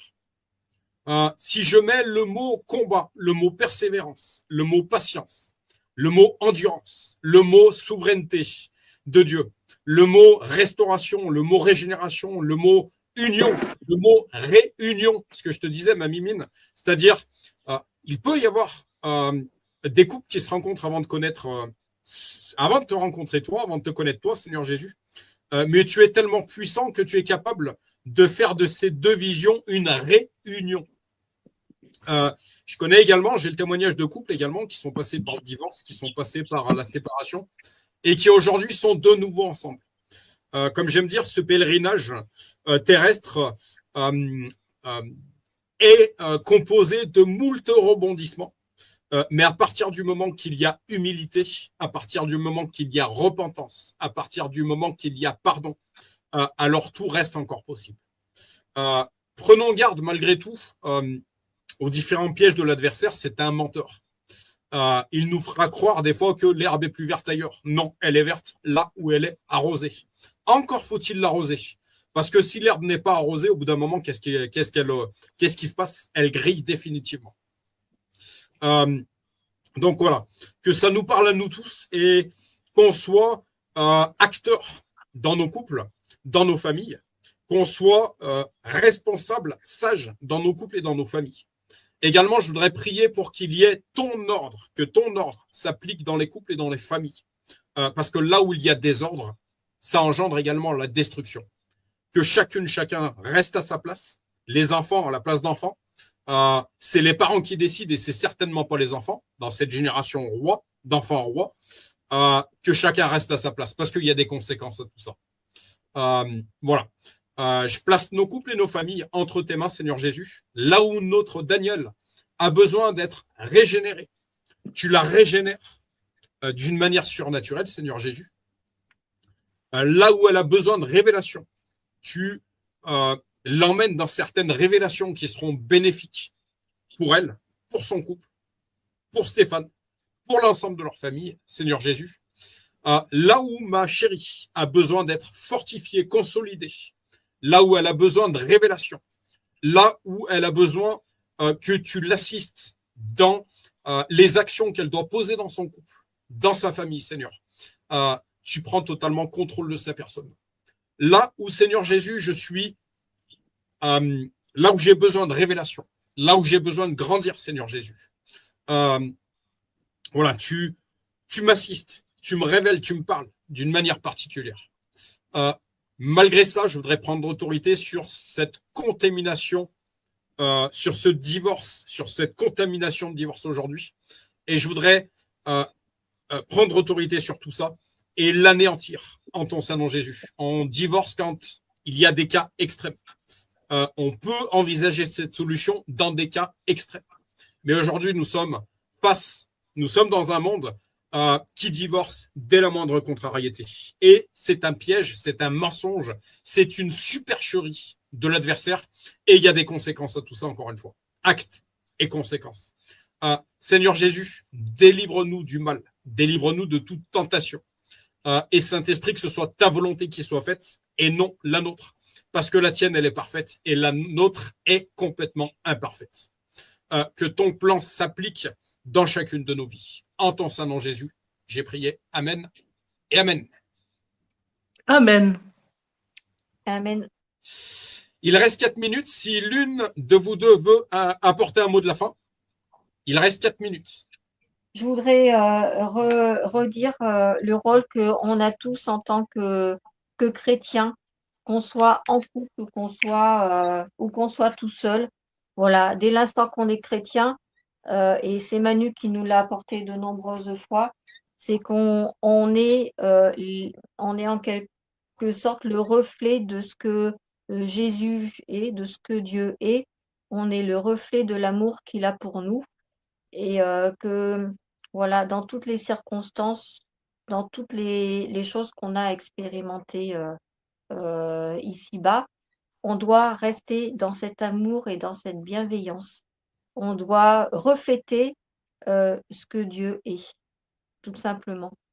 Et voilà, ça passe par tous les aspects de notre vie, ça passe auprès de toutes les personnes qu'on peut côtoyer, ça passe auprès de toutes nos façons d'agir, nos façons de penser. Voilà, l'amour, le respect et encore une fois, remettre à Dieu les choses qu'on n'arrive pas à faire, qui nous semblent compliquées, parce qu'il est toujours auprès de nous, il nous parle et il veut notre bien. Et donc vraiment le remettre en fait au centre de tout. C'est pour ça que j'insistais vraiment tout à l'heure sur le fait que cette vision commune, certes, elle doit avoir l'accord. Quand on dit accord, c'est-à-dire s'accorder, que les différences de chacun puissent s'accorder vers une unité, pour une unité. Mais avant tout et toute chose, c'est que cette vision, elle est faite par Dieu, elle est donnée par Dieu et elle est faite pour nous emmener encore plus vers lui. C'est le but en fait, c'est ça, c'est aller vers lui, c'est le connaître. Amen. Je voudrais également, pour le mot vision, mon mot de la fin, dans le couple, avoir une vision de prière.